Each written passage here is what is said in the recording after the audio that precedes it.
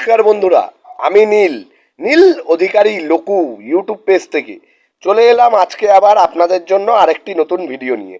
বন্ধুরা, আপনারা জানেন যে আজকে ইস্ট বেঙ্গলের জার্সি পরে ভিডিও আনছি, মানে আজকে ইস্ট বেঙ্গলের ম্যাচ বিকেল 5টা থেকে ইস্ট বেঙ্গল বনাম নর্থ ইস্ট ইউনাইটেড এফসি। খেলাটি অনুষ্ঠিত হবে নর্থ ইস্টের মাঠে, গান্ধী স্টেডিয়ামে। তো বন্ধুরা, আজকে একটি খুবই ডিসাইডিং ম্যাচ হতে যাচ্ছে। তার কারণ আজকের খেলাটা ইস্টবেঙ্গলের জন্য এরকম জিততেই হবে, কারণ ইস্টবেঙ্গল আগের দিন এটিকে মোহনবাগান সুপার জায়েন্টের সাথে খেলাটা ড্র করেছে, যার জন্য একটু প্রেশার বেড়ে গেছে দলের ওপর। যদিও আগের দিন ইস্টবেঙ্গলই পুরো খেলা ডমিনেট করেছে, কপালের জোরে ওরা ড্র করেছে, কপালের জোরে না, রেফারির দাক্ষিণ্যে ওরা ড্র করেছে।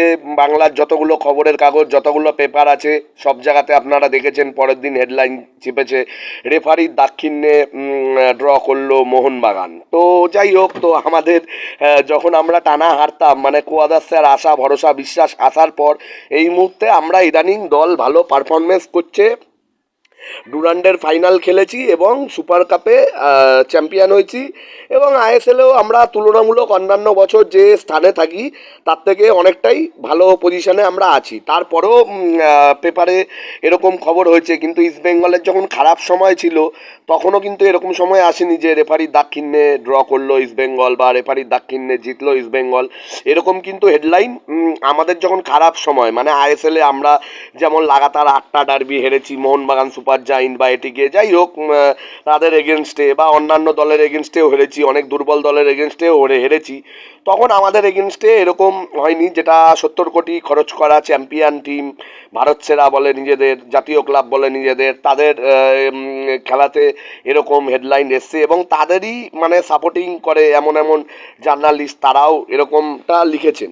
যাক বন্ধুরা, আগের দিনের খেলা অতীত, আজকে আমাদের বন্ধুরা জিততেই হবে। আজকে জয় ছাড়া কোনো কিছু দেখছি না, কারণ আজকে যদি আমরা জিতি তাহলে আমরা আইএসএলের প্লে অফে আমরা বজায় থাকবো, মানে প্লে অফ খেলার রেসে বা দৌড়ে আমরা বজায় থাকবো। যদি হেরে যাই বা যদি ড্র হয়, হেরে গেলে তো কোনো কথাই নেই, যদি ড্র হয় তাহলেও মোটামুটি অনেকটা পিছিয়ে যাবে ধীরে ধীরে আইএসএলের যাত্রা আমাদের থেকে, বা আইএসএলের নকআউট লেভেল আমাদের থেকে অনেকটাই দূরে সরে যাবে। আপনারা জানেন বন্ধুরা, এই ইস্টবেঙ্গল টিম, কার্লোস কুয়াদাসের আন্ডারে ইস্টবেঙ্গল টিম, এই ইস্টবেঙ্গল টিম কিন্তু নকআউট লেভেলে একটা ভয়ানক। হ্যাঁ বন্ধুরা, এটা আমি মনে করি যে নকআউট লেভেলে এই ইস্টবেঙ্গল টিম অনেকটাই ভয়ানক অন্য যে কোনো দলের থেকে। কারণ সিটির মাঠে গিয়ে আমরা সিটির সাথে ড্র করেছিলাম, তারপরে উড়িষ্যার মাঠে, উড়িষ্যা যেটা একটা স্ট্রং টিম আইএসএলে এবং ইন্ডিয়ান ফুটবলে বিগত কয়েক বছর ধরে তারা তারা নিজেদেরকে প্রতিষ্ঠিত করেছে ভারতীয় ফুটবলে, সেই উড়িষ্যাকে হারিয়ে, উড়িষ্যার মাঠে উড়িষ্যাকে হারিয়ে আমরা চ্যাম্পিয়ন হয়েছি কলিঙ্গ সুপার কাপ। তো বলা যায় না, এই ইস্টবেঙ্গল একটা যথেষ্ট, মানে আশা করতেই পারি যে আমরা আজকে জিতবো, এবং ড্র নয় বন্ধুরা, বারংবার একই কথা বলছি, আজকে আমাদের জিততেই হবে। নর্থ ইস্টের দল যে খারাপ তা বলবো না, নর্থ ইস্ট আমাদের সাথে ডুরান্ড কাপে আমাদের কলকাতাতে যথেষ্ট ভালোই খেলেছিল। হয়তো খেলাটা আমরা জিতে গেছিলাম শেষ মুহূর্তে আমরা জিতে গেছিলাম, কিন্তু সেদিনকে পি সুন্দর গগৈ একটা আলাদা ছাপ ফেলেছিল। সেই পি সুন্দর গগৈ আজকেও থাকবে, তারপরে এম আলি ব্রিমার আজকেও থাকবে। ব্রিমার তো দারুণ প্লেয়ার, এম আলি ব্রিমার দারুণ প্লেয়ার, তার সাথে আজ থাকবে আর ফিলান টপ, এরকম একটা প্লেয়ার আছে মাঝমাঠের, ওটাও ভালো প্লেয়ার। এছাড়াও আজকে আপনারা জানেন যে আমাদের ইস্টবেঙ্গলে খেলে যাওয়া হীরা মণ্ডল, হীরাদা থাকবে ওদের নিচে। এছাড়াও আশির আক্তার, হ্যাঁ বন্ধুরা, আশির আক্তার এই প্লেয়ারটা আমাদের ইস্টবেঙ্গল থেকেই উঠে আসা প্লেয়ার। আমার খুব ভালো লাগে প্লেয়ারটাকে। অনেকেই হয়তো করবেন বা খারাপ বলবেন, যেহেতু ভালো বললাম, মানে আমার হিসাবে আমি ভালো বললাম, হয়তো ভিডিও যারা দেখছেন অনেকেই বলবেন যে আশির আক্তারকে ভালো লাগে, এরকম আপনারা একটা বললেও বলতে পারেন, আমি জানি, কিন্তু আশির আক্তার, বিদ্যাসাগর এরা মানে এক সময় ছিলেন, হ্যাঁ মানে এক সময় ছিল, তারপরে বিদ্যাসাগর সিং, আশির আক্তার, নওরেম মাহেশ, এরা সব জুনিয়র ছিল। যদিও নওরেম মাহেশ এখন সিনিয়র এবং এক্সপিরিয়েন্স খেলোয়াড়, তবুও মানে আমার ভালোই লাগে। আশির আক্তার বলে যে ওদের প্লেয়ারটা আছে নর্থ ইস্টের, ওর খেলা আমার খুব একটা খারাপ লাগে না। আমাদের টিমেও ও যথেষ্ট, মানে তখন আমাদের ভালো স্কোয়াড ছিল না, ভালো কোচ ছিল না, টিমের মধ্যে একতা ছিল না, ভালো স্পন্সার ছিল না। আজকে এ স্পন্সার, কালকে ও স্পন্সার, পরশুদিন এ স্পন্সার, এরকম একটা দোলাচল ছিল। এখন যেমন কি আমরা আমরা একটা পার্মানেন্ট স্পন্সর পেয়েছি ইমামি ইমামি কোম্পানি, এবং ইমামি কোম্পানির কর্ণধারকেও আমি অনেক ধন্যবাদ জানাই যে আপনারা আমাদের ইস্টবেঙ্গল সমর্থকদের বিশ্বাস করেছেন, ইস্টবেঙ্গল ক্লাবকে বিশ্বাস করেছেন, এবং ইস্টবেঙ্গল গোটা দলটাকে বিশ্বাস করেছেন, আমাদের টিমকে স্পন্সর করেছেন। কারণ আমাদের টিম বিগত কয়েক বছর এত খারাপ খেলেছিল, তারপরে যে স্পন্সর আপনারা এসছেন, এটা আপনাদেরকেও অনেকটা ধন্যবাদ জানাতে হয় ইমামি কোম্পানিকে। তো বন্ধুরা আসা যাক খেলার পয়েন্টে। তো বন্ধুরা আজকে আমাদের জিততে হবে। সম্ভবত সোল কেসপো মনে হচ্ছে আজকে মাঠে নাও থাকতে পারে, খাবড়াদা তো নেই চোটের জন্য, এছাড়াও মানে সৌভিকদা নেই। মানে এআইএফএ বা আইএফএ কি কারসাজি সাজিয়েছে সৌভিকদাকে নিয়ে, বা সৌভিকদার ওপর তাদের কি রাগ আছে এটা তারাই জানে। সৌভিকদাকে তারা আজকের ম্যাচটায় কেন আমরা সৌভিকদাকে পাবো না, এটা তো আমার কাছে খুবই ধাক্কা এবং কনফিউজিং। মোহনবাগান ম্যাচে সৌভিকদা থাকলে ডেফিনেট আমরা জিততাম, ডেফিনেটলি আমরা জিততাম। মানে মোহনবাগান এটিকে মোহনবাগান বা মোহনবাগান সুপার জায়েন্ট ম্যাচে যদি সৌভিকদা থাকতো, সৌভিকদা যতটা আমি শুনেছি যে সৌভিকদা হয়তো আজকেও থাকতে পারবে না, মানে আজকেও মূল দলে সৌভিকদা হয়তো থাকবে না। তো বন্ধুরা এটা আমাদের জন্য একটা ধাক্কাই, সৌভিকদা যেহেতু নেই এটা আমাদের জন্য একটা বড় ধাক্কা। কারণ সৌভিকদার মতন প্লেয়ার অবশ্যই দলে দরকার। যে কোনো দল, যে কোনো টিম, যে কোনো কোচ, যে কোনো ম্যানেজমেন্ট, যে কোনো সমর্থক, সৌভিকদা যেরম ছন্দে আছে আর যেরম ছন্দে সৌভিকদা খেলেছে, যে কোনো টিমই সৌভিকদার মতন খেলোয়াড়কে নিজের দলে তারা চাইবে।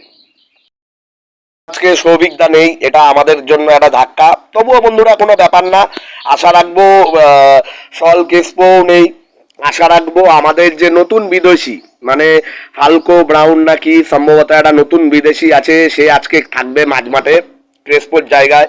এবং সৌভিকদা নেই, তারপরে খাবড়াদা নেই, সেই জায়গায় আমাদের পার্থ ভাই আছে বা পার্থদা আছে। পার্থদা আপনারা দেখেছেন আগের দিন আগুন, মানে পার্থদা আগের দিন যে ডার্বির খেলা হয়েছে, ডার্বির খেলাতে নিজের আসল যাচ্ছি নিয়েছে অ্যান্টনিও পার্থ। হ্যাঁ বন্ধুরা, পার্থদার ওপর আজকেও অনেকটা আশা থাকবে।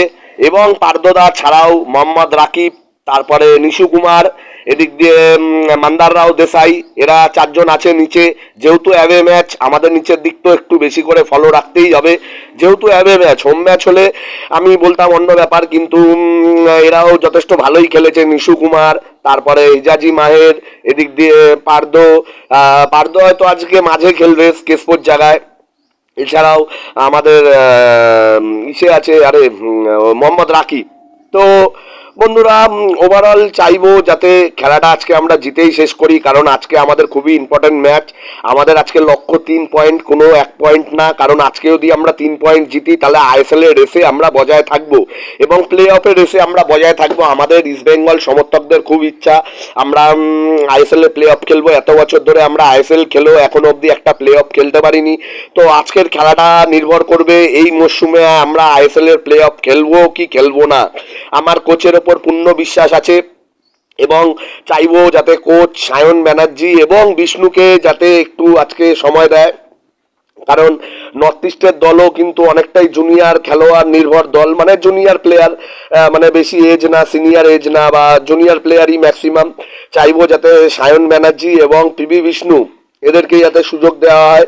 সাথে যদি সুযোগ হয়, আজকে দেখলাম উন্নি কৃষ্ণন আছে মানে ইয়েতে স্কোয়াডে, উন্নি কৃষ্ণন বা তুহিন দাস, এদেরকেও চেক করা যেতে পারে। আপনারা দেখেছেন যে অনেক সময় কি হয়, আমরা জুনিয়র প্লেয়ার সিনিয়র প্লেয়ারদের ওপর নির্ভর করে জুনিয়র প্লেয়ারদের দিকে তাকাই না, কিন্তু ইস্ট বেঙ্গল টিমের জুনিয়র বা রিজার্ভ বেঞ্চ বা কলকাতা লিগের যে সমস্ত খেলোয়াড়রা আছে, সায়ন, বিষ্ণু, উন্নি কৃষ্ণান, তারপরে তুহিন, তারপরে অভিষেক কুঞ্জাম, এরা কিন্তু খারাপ প্লেয়ার না। এদেরকে খালি কি একটু বিশ্বাস রাখতে হবে, ভরসা দেখাতে হবে এবং আশা রাখতে হবে।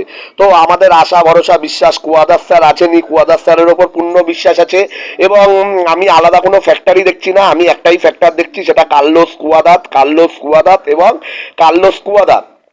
তো চাইবো যাতে আমাদের দল যাতে আজকে খেলাটা জিতেই মাঠ ছাড়ে এবং স্কোর লাইন যদি 1-0তেও আমরা জিতি বা 2-1 যদি জিতি, যাই হয় হোক, কিন্তু খেলাটা কিন্তু আমাদের জিততে হবে। উড়িষ্যা না, মাফ করবেন, নর্থ ইস্টের দল অতটাও শক্তিশালী না যতটা শক্তিশালী দল ধরুন উড়িষ্যা, যতটা শক্তিশালী দল ধরুন এটিকে মোহনবাগান, অতটা শক্তিশালী দল নর্থ ইস্ট না।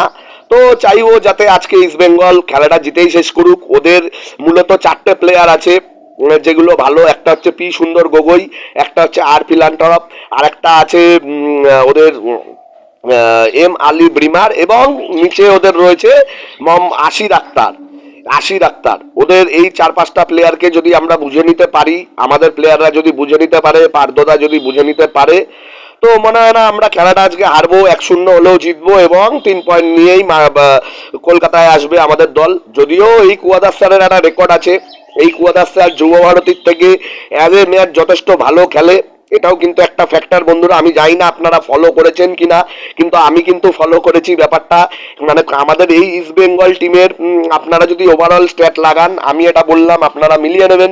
এই ইস্ট বেঙ্গল টিমের হোম ম্যাচের থেকে অ্যাওয়ে ম্যাচের রেকর্ড ভালো, অ্যাওয়ে ম্যাচে পরিসংখ্যান ভালো। তো বন্ধুরা চাইবো যাতে আজকেও অ্যাওয়ে ম্যাচ আমরা 3 পয়েন্ট নিয়ে বাড়িতে ফিরি। আর আপনারা যারা নীল অধিকারী লোকু ইউটিউব পেজের ভিডিওগুলো লাগাতার দেখছেন, তাদেরকে জানাই ধন্যবাদ। এবং আপনারা যারা এখনো মানে আমার ভিডিওগুলো দেখেননি, পাননি, তারা অবশ্যই দেখবেন। নীল অধিকারী লোকু ইউটিউব পেজটা একবার ভিউ করবেন এবং নীল অধিকারী লোকু ইউটিউব পেজটা অবশ্যই সাবস্ক্রাইব করে দেবেন। অনেক ধন্যবাদ বন্ধুরা। জয় ইস্ট বেঙ্গল, জয় মা ইস্ট বেঙ্গল। আশা আজকের খেলা জিতেই শেষ করব, 3 পয়েন্ট নিয়েই ফিরবো এবং 1-0 হলেও আমরা জিতবো। জয় মা ইস্ট বেঙ্গল।